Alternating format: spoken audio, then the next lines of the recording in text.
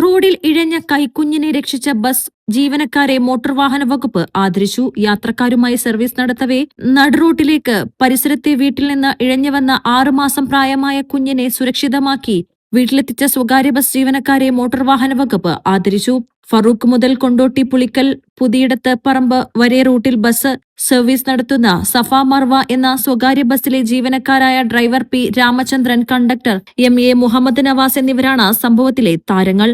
Driver വാഹനം സുരക്ഷിതമായി നിർത്തിയതും conductor കുട്ടിയെ കോരിയെടുത്ത് സംരക്ഷിക്കുന്നതിന്റെ വീഡിയോയും സമൂഹമാധ്യമങ്ങളിൽ പ്രചരിച്ചിരുന്നു. ഇത് ശ്രദ്ധയിൽപ്പെട്ട മലപ്പുറം RDO എൻഫോഴ്സ്മെന്റ് വിഭാഗം ഉദ്യോഗസ്ഥർ പുളിക്കലെത്തി ജീവനക്കാരെ ആദരിക്കുകയായിരുന്നു.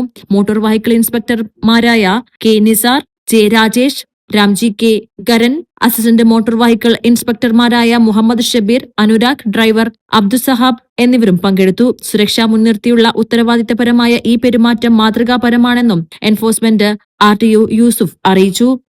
മലബാർ ടൈംസ്, മലപ്പുറം.